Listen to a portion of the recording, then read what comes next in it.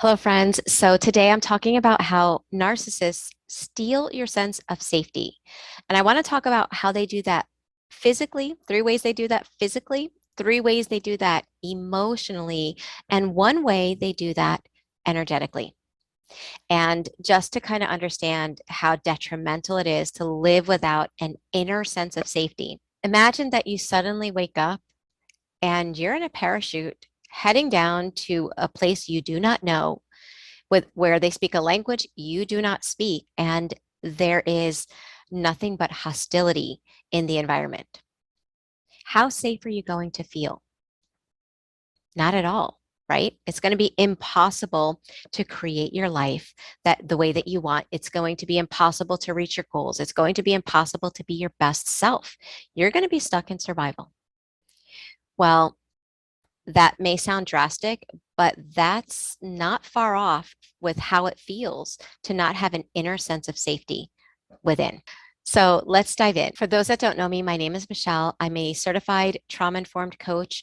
I specialize in helping people overcome childhood trauma, complex PTSD, and narcissistic abuse. I'm also the founder of the Thriver School of Transformation, which is a monthly membership where we meet live on Zoom and we do the inner work together. So I'll always leave the link there for anyone that wants to check it out. First, the way that they take away your safety physically. And Number one is the fact that they get angry and upset about things that don't make sense. So, how does this take away your sense of safety? Because there is no clarity, because their anger shoots out of nowhere, you can never relax in your body. And so you start to live in that phrase that is well known in the community of NPD, and that's walking on eggshells. Basically, what we're saying when we say that somebody is walking on eggshells is we're saying the person is not relaxed.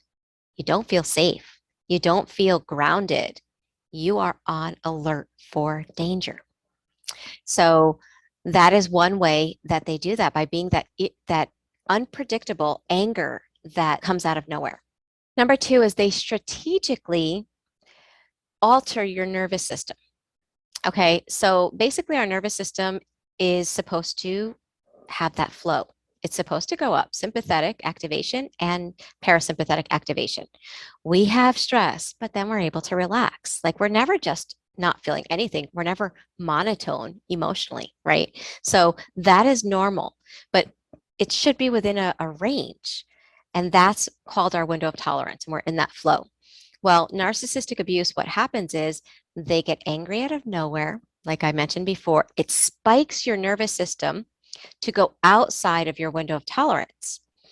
And then as you start relaxing and coming back down, something else happens and it spikes you to go even higher than before. And you start coming down and you go even higher than before. And before you know it, here's your window of tolerance down there, and your nervous system is way up here, stuck in fight or flight, or it's in deactivation way below and you're dissociated and disconnected. So that constant way of their strategically blowing up at the moment you begin to feel relaxed is retraining your nervous system to never be in that flow state, to never be able to feel calm and safe in your body. The third way they steal your safety physically is through narcissistic rage. In other words, when they do get upset, let's say for something small, right? Because again, they get upset over things that don't make sense. So let's say I spill the milk.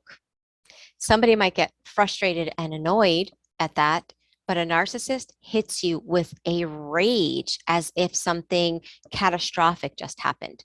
So the depth of their aggression for things that are small, having that consistently happen in your life just makes you feel a level of unsafety all the way down on a cellular level. Moving into how they do this emotionally.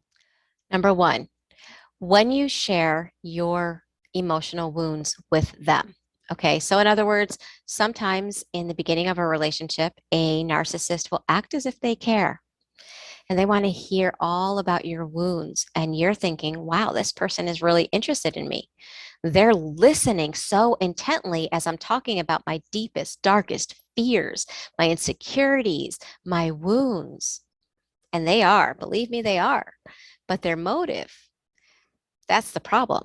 So what will happen is you share these things, and in a relationship that's healthy, when you argue, because healthy relationships argue, when you're upset and you're angry, there's a line you don't cross. Because even if you're angry and upset or disappointed at your loved one, you still love them. And so there are things you won't do or say. Well, narcissists don't have that line. So you will find that at a moment when you're arguing about something totally unrelated, they will go back into the past at those moments and insecurities, those fears, those things that you shared with them, and they will fling them at you in such a painful way. This causes you to not have safety emotionally because you start associating being real, being vulnerable with not being safe, with something catastrophic happening. And so being open and vulnerable no longer feels safe. Number two, through isolation, they cause you to lose trust in humanity, in people, in connections, in relationships. Okay. And the way they do this, and I'm really kind of referring to covert narcissists more than anything else, because a covert narcissist doesn't say, I'm isolating you. You're not allowed to spend time with that person. They don't say that with their words. What the covert narcissist will say is, oh, you have to be careful around so and so because, they said that thing about me, like I'm treating you bad because they're not happy in their relationship, and so they're trying to destroy something beautiful that we have. And in your mind you'll hear, oh, we have something beautiful. And again, this is because of prolonged trauma. This is what our brain will cling to. And you will start mistrusting the people that have your best interests at heart because you are being coercively taught to mistrust them. Again, what this does in the end is that it causes you to feel unsafe in connections, unsafe in relationships, unsafe around people that really care. And when somebody acts like they care, it'll almost feel uncomfortable. The third one that I wanted to mention is how they never agree with anything you say. So, how does this create a lack of safety in you? Well, you could say, isn't that a beautiful blue sky? And they'll be like, oh, no, it's this. Or because of that, whatever you said absolutely makes no sense. And that's a small example. Okay. But I'm sure as you're listening, your mind is bringing up a lot of things that you heard that are similar to that. That way of treating somebody consistently causes them to not trust or feel safe with their own perceptions. That gaslighting causes you to disconnect from self. Narcissistic abuse turns you against you, and you no longer feel safe with how you see things, with your thoughts, with your perceptions. And that's why you'll often hear victims of narcissistic abuse say things like, is it wrong that I'm upset that my spouse does this, that, and the other thing? And their friend or loved one is like, how could you even be asking that? Well, because they've lost trust and a sense of safety with their connection with self. And the last thing I want to mention is how they do this, how they take away your sense of safety energetically. And they do this with their famous negative energy. They will come home, they will be around you, and there will just be this feeling of anger bubbling underneath the surface. Now, of course, if you bring that up to them, they will deny it and they will say that you're just looking for problems and you love to fight and you like to be negative. But the reality is that you feel that energy. So what happens is you might have been in your own energy before. You might have been feeling really happy, which is quite often what happens. When you're feeling happy, they will pull out their negative energy. They won't say anything. They'll just have this negative energy. And so what will happen if you have unhealed trauma? And I stress that because these reactions really are evidence of unhealed trauma. Okay, so just throwing that out there. But if you have unhealed trauma, their negative energy is going to wake up that unhealed trauma.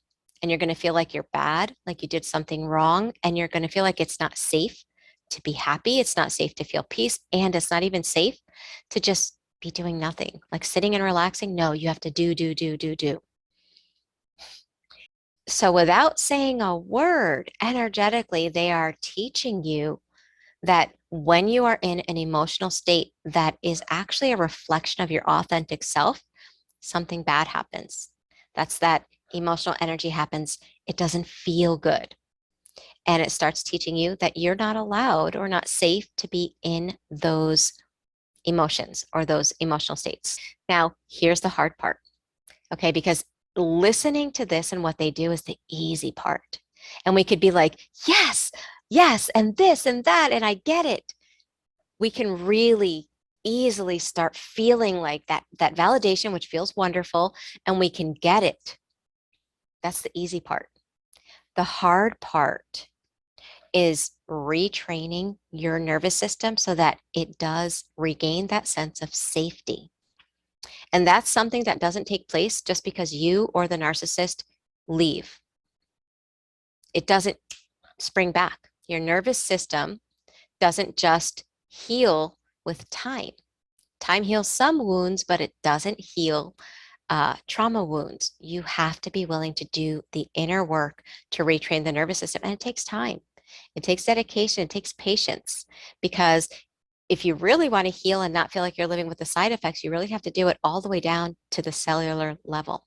And that takes time. So be patient with yourself. And if you are interested in getting some help because you feel like you're watching video after video, you could probably give a course on narcissistic abuse, but you still feel stuck. Make sure you check out my website because I have a lot of resources available.